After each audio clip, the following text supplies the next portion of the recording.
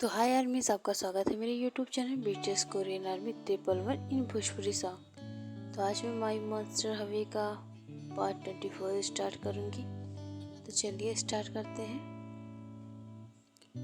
ते और शेके अपने फार्म हाउस पर होते हैं और ते बहुत ज़्यादा ही रोमांटिक मूड में होता है और वो जेके को बहुत ही एग्रेसिवली किस करने लगता है और उससे धीरे धीरे बेड पर ले जाता है और जेके बहुत ज़्यादा ही हॉट लग रही होती है। ते मन ही मन कहता है, इस लड़की का मैं क्या करूं, इसे बदला लूं या फिर इसे प्यार करूं। मुझे मेरा बदला लेने नहीं देगी क्योंकि इसकी बॉडी और ये मुझे अपनी तरफ अट्रैक्ट करते हैं। अब मैं क्या करूं, मुझे कंट्रोल नहीं हो रहा है। अब वो किस करते करते ये सब सोच ही रहा होता है और वो धीरे धीरे उसके नेक पर आके किस करने लगता है और जेके भी पूरी तरीके से मदहोश हो जाती है। अब वो आगे बढ़ना चाहती थी, अब बहुत ज़्यादा ही सीरियस हो चुकी थी और ते भी। लेकिन तभी ते को जेके का मारा हुआ थप्पड़ याद आ जाता है और वो तुरंत उठ के वहाँ से खड़ा होता है। जेके बहुत ज़्यादा ही सीरियस हो चुकी थी और वो चाहती थी कि अब उसका हबी उसे प्लेजर दे, लेकिन ते ऐसा नहीं करता है और ते स्माइल करके कहता है कि उस दिन तुमने मुझे अधूरा छोड़ा था ना, आज मैं भी तुम्हें पूरा नहीं करूँगा और तुम्हें इसी तरह से छोड़ के चला जाऊँगा। तो जेके थोड़ी देर शॉक थी और वो बिल्कुल ही चुपचाप उसी पोजीशन में पड़ी रहती है जिस पोजीशन में वो थी। ते उसे सुनाए ही जा रहा था, तुमने मुझे थप्पड़ मारा था ना, ये उसी की सज़ा है और तुम भी अधूरी रहोगी और मैं तुम्हें कभी पूरा नहीं करूँगा, इसीलिए मैंने तुमसे शादी की है। तुम भी मुझे पाने के लिए तड़पोगी। अगर वैसे तुम चाहो जल परी तो मैं तुम्हें भीख में एक रात अपनी दे सकता हूँ और मैं तुम्हें सेटिस्फाई भी कर सकता हूँ, क्योंकि उसके लिए तुम्हें अब भीख मांगनी पड़ेगी मुझसे। तुम अगर गिड़गिड़ाओगी तो मैं तुम्हारे साथ एक रात बिता सकता हूँ, आज की रात तुम्हारी हसीन बना सकता हूँ। तो उसी पोजीशन में 1 घंटे तक पड़ी रहती है, उसकी आंखों में आंसू होते हैं। तभी वो अचानक से उठती है और अपने कपड़ों को लेकर बाथरूम में चली जाती है और फ्रेश होके आती है और बहुत ही नॉर्मली बोलती है ते से, तो चले अभी डिनर कर लें क्योंकि मुझे बहुत तेज भूख लगी है। तुम्हारी बातें सुन के मुझे कुछ भी फ़र्क नहीं पड़ता, चलो डिनर कर लेते हैं, मुझे बहुत तेज भूख लगी है। और ते इस बात को सुन के बहुत ज़्यादा शौक होता है कि वो जिस तरह से जेके को तोड़ना चाहता था, उसका रिएक्शन देख के उसे ऐसा नहीं लगता कि वो अंदर से टूटी हुई भी है। वो बिल्कुल भी डरी हुई नहीं लग रही थी और आज जेके बहुत ही अलग लग रही थी, जैसे उसने कुछ हुआ ही ना हो उन दोनों के बीच में। वो इतनी जल्दी कैसे भूल सकती है, अभी अभी मैंने उसे इतना सुनाया था। तो ते यही सब सोच रहा होता है, लेकिन जे उससे स्माइल करके कहती है अभी अब चलें। तो ते उससे झट से पूछता है, तुम्हें कोई फ़र्क नहीं पड़ता क्या कि मैंने तुम्हें इतना सारा सुनाया और डांटा। तो ते की बात सुन के जेके कहती है, मुझे क्यों फ़र्क पड़ने लगा, और आखिर मैं हूँ कौन तुम्हारी जो मुझे तुमसे फ़र्क पड़ेगा।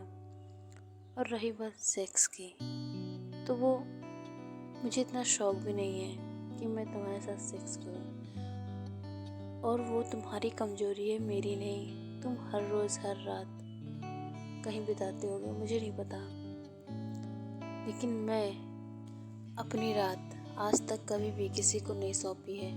तो मैं क्यों चाहूँगी कि मैं तुम्हें दे दूँ, और तुम जैसे जानवर को तुम्हें कभी भी अपनी एक भी रात ना दूँ। और जेके इतना बोलकर वहाँ से चली जाती है डिनर के लिए और उसका नौकर डिनर लगा देता है। ते और जेके चुपचाप डिनर कर रहे होते हैं। तभी जेके ते से कहती है, मुझे सब्जी पास करना। ते भी शौक था, वो तुरंत ही उसे सब्जी पास कर देता है। फिर बाद में कहता है, तुम मुझे अपना नौकर नहीं बना सकती हो, मैं जो कहूँगा तुम करोगी, तुम जो कहोगी वो मैं नहीं करूँगा। तो जेके स्माइल करते हुए कहती है, तो मास्टर हबी, अभी तो आपने मेरी बात सुनी है ना, तो आगे भी सुन ही लोगे, क्योंकि अब मैं पहले वाली जेके नहीं रही जो तुम्हारी एक बात से डर के चुप हो जाऊंगी, समझे? चुपचाप से मेरी सारी बातें तुम मानोगे। ते कुछ नहीं कहता, चुपचाप बैठकर डिनर करता है। अब जेके डिनर करने के बाद तुरंत रूम में जाती है और लेट जाती है और आराम करने लगती है। और इधर ते बहुत ज़्यादा ही परेशान था कि आखिर वो जेके से कैसे बदला ले। तो वो कुछ नहीं कहता है और वो भी चुपचाप दूसरी साइड जाके सो जाता है। और जेके भी स्माइल करती है और कहती है, इतनी जल्दी मैं तुम्हें अपने खुद को तोड़ने नहीं दूंगी ते। तुमने क्या सोचा? जो तुम सोचोगे वही होगा। तुमने मुझसे शादी डरा धमका के तो कर ली, लेकिन तुम मुझे कभी पा नहीं पाओगे। तो ते सो जाता है और जेके भी ये सब सोचने के बाद सो जाती है। नेक्स्ट डे अब दोनों ही कॉलेज में जाते हैं। जेके जिमिन के साथ उसकी कार में बैठ के जा रही होती है, तो वो देखती है जिमिन बहुत ज़्यादा ही अपसेट लग रही होती है। तो उससे पूछती है, क्या हुआ है? जिमिन कहती है, कुछ नहीं यार, तुझे तो सब पता है। तो जेके को जिमिन सारी बात बता देती है, जो भी उसकी और युंगी के बीच हुई थी। और वो कहती है कि उस दिन से रोज़ युंगी मेरा गेट पे इंतज़ार करता है, लेकिन मैं आज तक उससे नहीं मिली हूँ और ना मैं आगे मिलना चाहती हूँ। मैं नहीं चाहती कि मैं उस धोखेबाज से मिलूँ। तो जेके कहती है, एक बार उसकी बात सुन तो ले, वो तुझे क्या बताना चाहता है? जिमिन कहती है, नहीं, मैं उसकी बात कभी नहीं सुनूंगी और ना मानूंगी। तभी कॉलेज में वो दोनों पहुंच जाती हैं और गेट पे देखती हैं युंगी फिर से उन दोनों का इंतज़ार कर रहा होगा। और यूँ कहे तो वो जिमिन का ही इंतज़ार कर रहा था। और जब जिमिन आती है तो फिर से उसके पीछे जाता है, लेकिन जिमिन फिर से उसे इग्नोर करके आगे जाने लगती है। लेकिन जेके उसे समझाते हुए कहती है, एक बार उसकी बात सुन ले, क्या पता कुछ इम्पोर्टेंट हो, फिर उसके बाद तेरा मन, तू मान या ना मान। अब जिमिन कहती है, ओके ठीक है। तो फिर वापस युंगी के पास आती है। तो युंगी स्माइल करता है, कहता है, मुझे तुमसे कुछ ज़रूरी बात करना है, तो चलो कैंटीन चलते हैं। तो जिमिन सर हाँ में हिला के उसके साथ चलने लगती है। तभी युंगी जब कैंटीन में जाता है तो वो कुछ ऑर्डर कर देता है, कॉफ़ी। तब युंगी जिमिन से कहता है, जिमिन जो तुमने देखा वो बिल्कुल ही सही नहीं था, वो बिल्कुल ही गलत था, क्योंकि जो तुम्हारी फ्रेंड निधि है ना, वो मुझे बचपन से ही प्यार करती है, जब से स्कूल था तब से, और मैं उसे बिल्कुल भी पसंद नहीं करता हूँ, 1% भी। और उस दिन उसने तुम्हें और मुझे दूर करने के लिए ये सब खेल खेला और वो मुझे किस कर रही थी ज़बरदस्ती, मैं उसे नहीं कर रहा था। और तुमने शायद देखा नहीं होगा, क्योंकि उसने एंगल ही ऐसा लिया था कि जैसे लगे कि मैं उसे एग्रेसिवली किस कर रहा हूँ। युंगी की बात पे जिमिन थोड़ा सोचने लगी, क्योंकि उसे भी कहीं ना कहीं शक हो रहा था, क्योंकि उसे ये सारी बात निधि ने ही बताई थी। और वो कुछ सोचती उससे पहले ही निधि आती है और कहती है, जिमिन ये युंगी झूठ बोल रहा है, तुम मुझ पर विश्वास करो, मैं तुम्हारी दोस्त हूँ। अब अचानक से ही जिमिन उठती है और उसे एक स्लैप मारती है खींच के, क्योंकि उसे निधि से ज़्यादा युंगी पे विश्वास था। और उसके स्लैप पड़ने से ही निधि ने सारा सच उगल दिया। तो जिमिन ने अब दूसरा स्लैप भी मारा और इधर युंगी स्माइल दे रहा था। और जिमिन कहती है, तुम मुझे और मेरे युंगी को कभी अलग नहीं कर पाओगी, तो ये सोचना भी छोड़ दो कि तुम उस पर नज़र डालोगी और मैं तुम्हें यूं ही जाने दूंगी। चली जाओ, वरना मैं तुम्हें अभी 1-2 और लगा दूंगी। जिमिन ने बहुत ज़्यादा ही गुस्से में कहा और इधर युंगी स्माइल दे रहा था। अब निधि चली जाती है और जिमिन के पीछे युंगी आके उसके कमर पे हाथ रख के कहता है, तो तुम इतना ज़्यादा जेलस हो। अब युंगी जिमिन को किस कर लेता है और जिमिन भी किस बैक करती है। अब दोनों ही हैप्पी थे। और इधर जेके क्लास में होती है, जिमिन भी आ जाती है, दोनों ही साथ में बैठते हैं। अब ते अपना क्लास ले रहा होता है, तभी उसका फिर से वही क्वेश्चन सभी स्टूडेंट से पूछता है कि बच्चे कैसे पैदा होते हैं, मुझे सब लोग बताओ। तो सभी उसे उसी की लैंग्वेज में बता देते हैं। जब जेके की बारी आती है तो ते सोचता है कि ऐसे भी ये बता नहीं पाएगी, तो इसे पूछने का कोई फ़ायदा नहीं है। तो जेके ते से कहती है, सर आप मुझे भूल रहे हैं, मुझे भी ये क्वेश्चन का आंसर देना है। तो जेके की बात सुन के ते शॉक हो जाता है और वो कहता है, अब इस पागल लड़की को क्या हुआ है, शादी के बाद तो ये मेरे सर पर ही चढ़ गई है, अब मैं इसका करूं भी तो क्या करूं, मैं कुछ इसे कह भी नहीं सकता।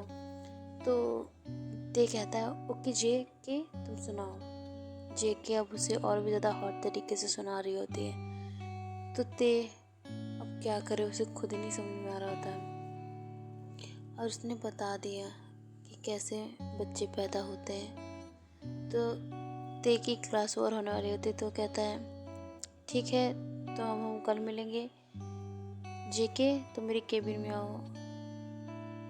तो जेके उसके पीछे पीछे उसके केबिन में चली जाती है। तो ते कहता है, ये तुम क्या करना चाहती हो, और तुम इतनी हॉट तरीके से कैसे आंसर दे सकती हो, वहाँ पे क्लास पे सब बॉयज़ भी होते हैं, बॉयज़ भी थे, वो तुम्हें ही देख रहे थे, मुझे ये सब नहीं पसंद है कि कोई तुम्हें मेरे अलावा देखे, क्योंकि तुम मेरी प्रॉपर्टी हो, भी पर्सनल। तो जेके ते के पास जाके कहती है, क्यों सर, आपको ही तो ये सुनना था ना क्वेश्चन का आंसर, तो मैंने इसे और भी ज़्यादा इंटरेस्टिंग बनाकर बताया है, तो आपको तो खुश होना चाहिए। तो जेके की बात पे ते अब और भी ज़्यादा कंट्रोल खो रहा था। तो वो कहता है, अच्छा तुम जाओ क्लास में, मुझे तुमसे कोई बात नहीं करनी है, तुम्हें घर पे देख लूँगा। तो जेके वहाँ से स्माइल देते हुए चली जाती है। इधर ते की हालत ख़राब हो गई थी और वो कुछ नहीं कहता। अब ऐसे ही आज का दिन भी बीत जाता है। तो अब नेक्स्ट डे जेके को उसके मॉम डैड के घर लेके जाना होता है, तो ते भी चला जाता है उसके साथ। जेके की फैमिली वाले जेके को वापस देख के बहुत ज़्यादा खुश होते हैं तो और उससे बातें करने लगते हैं। और इधर बार बार ते की कॉल आ रही थी, ते अपना फ़ोन बार बार काट रहा था और फिर वो जेके की मॉम डैड से कहता है, मॉम डैड मैं अभी आता हूँ, और वो तुरंत ही अपनी कार में जाके बैठ जाता है और फिर वो कॉल लगाता है मिशा को, क्योंकि कॉल उसी की थी। तो मिशा बहुत ही हॉट तरीके से कहती है, डार्लिंग मुझे तुम्हारे पास आना है, तुम मेरे घर आओ, प्लान किया है, तुम्हें जल्द से जल्द मेरे घर आना होगा, मैं नहीं जानती कुछ भी। तो ते सोचता है कि शायद मिशा कोई मुसीबत में है, वो उसकी वॉइस से ये समझ नहीं पा रहा था कि आखिर बात क्या है। तो वो जल्दी से गाड़ी लेके चला जाता है, लेकिन इधर मिशा खूब हॉट बन के अपने सीढ़ी से नीचे उतर रही थी। तब तक ते भी उसके घर पे पहुंच चुका था और ते उसके सामने सोफे पे बैठा हुआ था, या यूँ कहे कि खड़ा हुआ था सोफे के पास ही। अब वो मिशा को देखकर कहता है, तुमने मुझे क्यों बुलाया है यहाँ पे। तो मिशा कहती है, वो मुझे तुम्हारी बहुत ज़्यादा ही ज़रूरत है। ते कहता है, नहीं आज नहीं, आज मैं जेके को वहाँ अकेले छोड़कर आया हूँ उसके घर पे, और शाम को मुझे उसे लेने भी जाना पड़ेगा।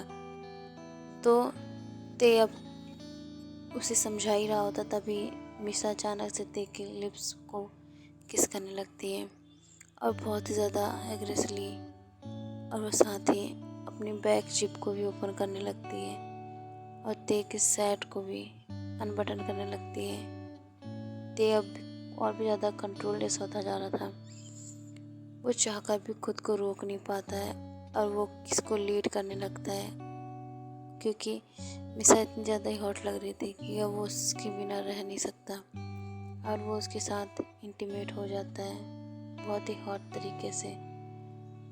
तो ऐसे ही इन दोनों की रात बीत जाती है। ते यहीं पर सोया हुआ होता है और फिर उसे अचानक ही जब उसकी नींद खुलती है तो उसे याद आता है कि मैं जेके को उसके घर पर ही छोड़ के आया था। और वो जल्दी से मिसा को उठाता है और कहता है, जल्दी से मेरे को एक सेट दो, मुझे एक सेट दो जल्दी। तो मिसा उसे दे देती है क्योंकि कल रात उसके लिए गिफ्ट में वो सेट लाई होती है। ते अब उसे जल्दी से पहन लेता है और सीधा अपने घर की तरफ निकल जाता है और अपने डार्क रूम में जाके बैठ जाता है। और वो बहुत ज़्यादा ही परेशान हो जाता है और वो अपनी एक्स के बारे में सोचने लगता है जिसका नाम श्रावी होता है और उसे ही याद करके रो रहा होता है क्योंकि वो रूम सिर्फ श्रावी का था और उसमें पिक्चर्स भी लगे हुए थे श्रावी के। और वो बहुत ज़्यादा ही सैड था। तभी उसकी मॉम आती है और उसे इस तरह से परेशान देख के पूछती है, क्या हुआ है अभी, तुम इतना ज़्यादा परेशान क्यों हो? और जेके कहाँ है? तुम जेके को वहीं छोड़ के आए हो? तो वो जब जेके के बारे में सुनता है तो वो जल्दी से उठकर खड़ा हो जाता है और कहता है, मैं अभी जाता हूँ लेने उसे। तो ते को भी उसकी मॉम नहीं रोकती है और जल्दी से ते रेडी होकर जेके के घर चला जाता है और उसकी मॉम डर से कहता है, सॉरी वो मैं कल जल्दी काम से चला गया था और मुझे आज जाके टाइम मिला है। तो उसकी मॉम डैड भी उसे कुछ नहीं कहते और जेके को कहते, जेके जल्दी से रेडी होके आओ, तुमको लेने ते आया है। अब जेके इधर बहुत ज़्यादा ही खुश थी लेकिन ते का नाम सुनते ही उसके फेस से स्माइल ही चली जाती है और वो सैड मन से तैयार होकर फिर से ते के साथ आ जाती है और ते उसे लेके अपने घर चला जाता है। ओके आर्मीज, इस पार्ट को मैं यही एंड करती हूँ। नेक्स्ट पार्ट के लिए इंतज़ार कीजिए। बाय आर्मीज। स्टोरी अच्छी लग रही हो तो लाइक कमेंट कर दीजिएगा। नेक्स्ट पार्ट और भी ज़्यादा ही अच्छा होगा और मैं कोशिश करूँगी जल्द से जल्द दोनों के बीच में रोमांस लाने की, क्योंकि मुझे ऐसा लग रहा है कि ये रोमांटिक स्टोरी से ज़्यादा हेट स्टोरी बन रही है और इतना ज़्यादा ही इसमें गैप है लव का कि मैं क्या ही बताऊँ। और मैं स्टोरी रीड करने के बाद इसे अब और भी ज़्यादा ही रोमांटिक बनाऊंगी और इसको हद से ज़्यादा रोमांटिक बनाने की कोशिश करूंगी, क्योंकि आगे के पार्ट और भी ज़्यादा ही रोमांटिक है। क्योंकि ते और जेके की गलत फहमी जल्द से जल्द ही ख़त्म हो जाएगी और ते भी बहुत ही ज़्यादा ही अच्छा हस्बैंड बनने वाला है। तो आप लोग इस पार्ट के लिए इंतज़ार कीजिए। तब तक के लिए बाय आर्मीज।